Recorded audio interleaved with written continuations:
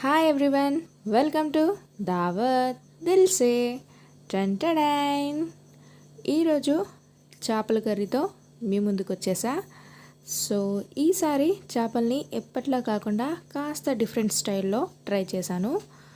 ఆహా, చూస్తున్నారా ముక్క ఎలా సాఫ్టీగా ఉందో? నిజంగా సూపర్గా ఉంది. లేట్ లేకుండా స్టార్ట్ చేసేస్తాను.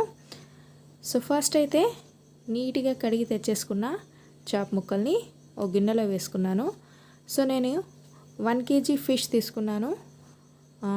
తీసుకున్నది రవ్వులు. సో ఏ చేపలైనా ఓకే.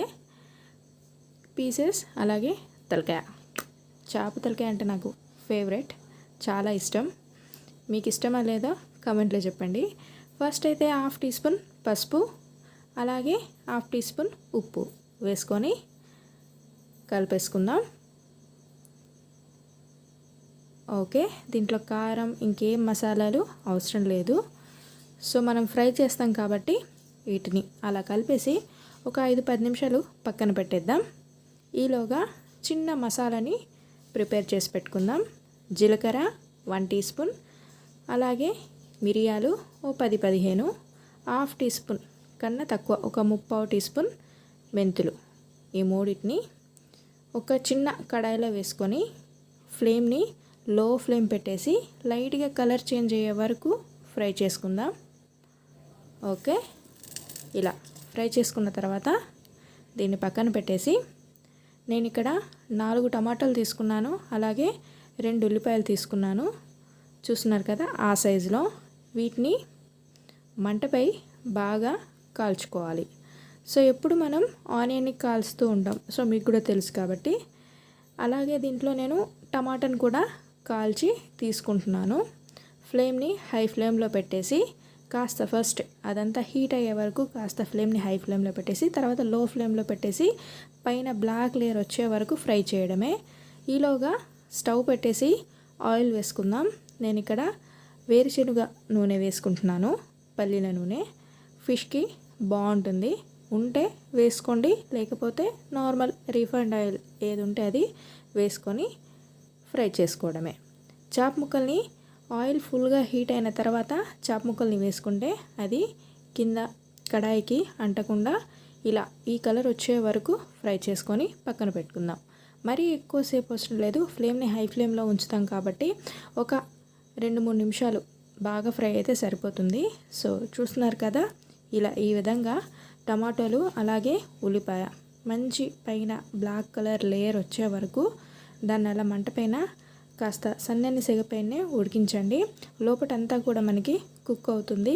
అలాగే చేప ముక్కల్ని ఇలాగే ఫ్రై చేసుకొని తీసుకొచ్చేస్తాను. సో ఈలోగా చూస్తున్నారు కదా, ఇందాక మనం మంటపై కాల్చుకున్నాం కదా టమాటా అలాగే ఉల్లిపాయ.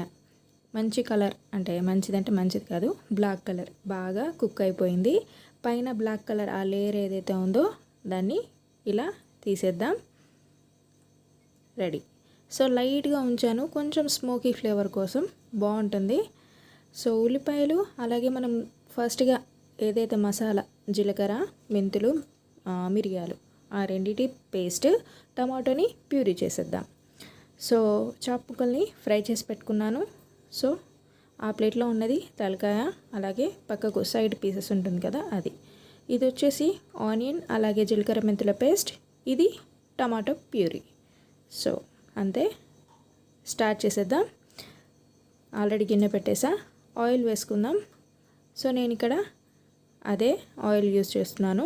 కాస్త ఫ్రైలో మిగిలిన ఆయిల్ కూడా వేసుకున్నాను. ఆయిల్ కాస్త హీట్ అయిన తర్వాత 1/2 టీ స్పూన్ జీలకర్ర, 1/4 టీ స్పూన్ మెంతులు వేసుకొని ఇలా లైట్గా ఫ్రై అయిన తర్వాత అల్లం వెల్లుల్లి పేస్ట్ 1 టేబుల్ స్పూన్ వేసుకొని అల్లం కాస్త పచ్చివాసన పోయి లైట్గా కలర్ చేంజ్ అయ్యే వరకు ఫ్లేమ్ని మీడియం ఫ్లేమ్లో పెట్టేసి ఇలా బాగా కలుపుతూ ఫ్రై చేసుకుందాం. ఓకే,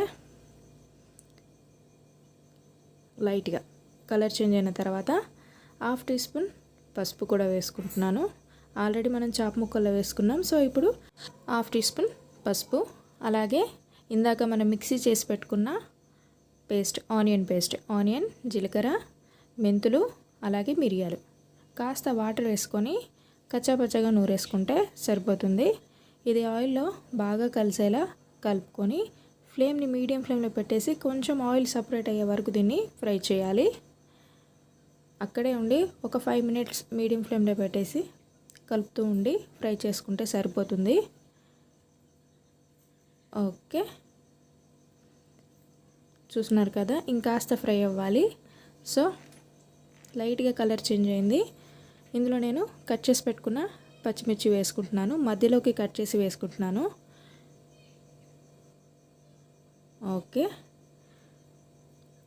ఈ మసాలాతో పాటు పచ్చిమిర్చి కూడా బాగా ఫ్రై అయిపోతుంది. ఈలోగా చింతపండు చూస్తున్నారు కదా, నేను ఈ సైజులో తీసుకున్నాను చింతపండు. ఎక్కువ పులుపు వేయట్లేదు, టమాటోస్ ఎట్లా వేసుకుంటున్నాను కాబట్టి అది నానబెట్టేశాను. ఆనియన్ బాగా ఫ్రై అయిన తర్వాత టమాటో ప్యూరీని వేసుకుందాం.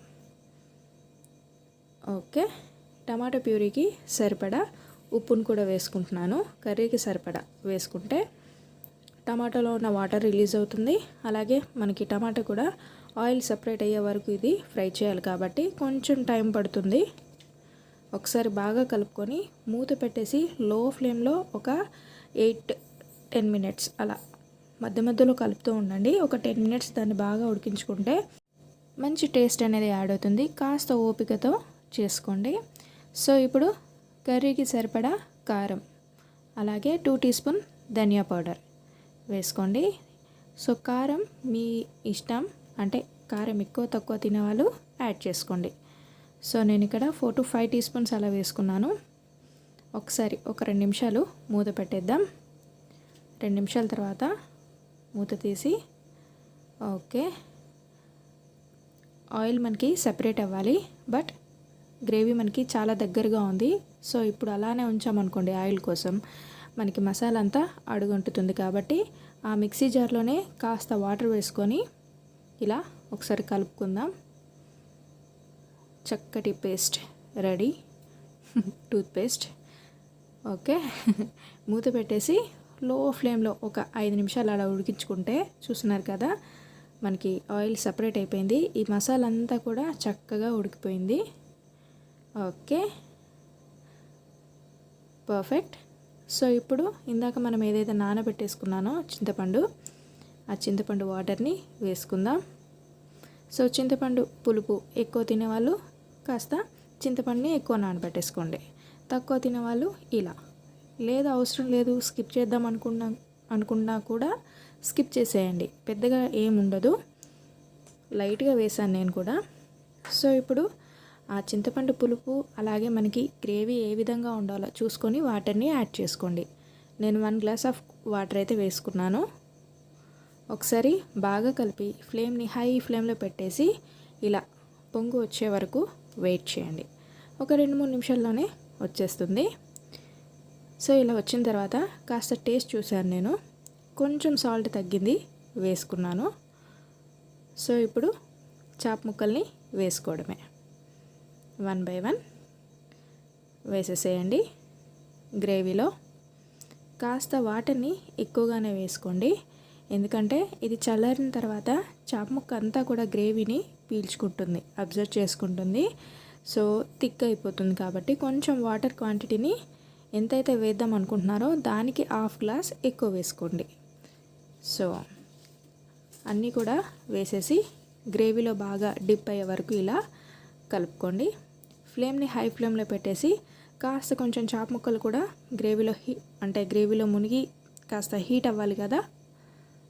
ఫ్లేమ్ని హై ఫ్లేమ్లో పెట్టేసి ఒక 2 నిమిషాలు ఇలా ఫ్లేమ్ని హై ఫ్లేమ్లో పెట్టేసిన తర్వాత ఇప్పుడు ఫ్లేమ్ని తగ్గించేసి మూత పెట్టేసి ఒక 5 మినిట్స్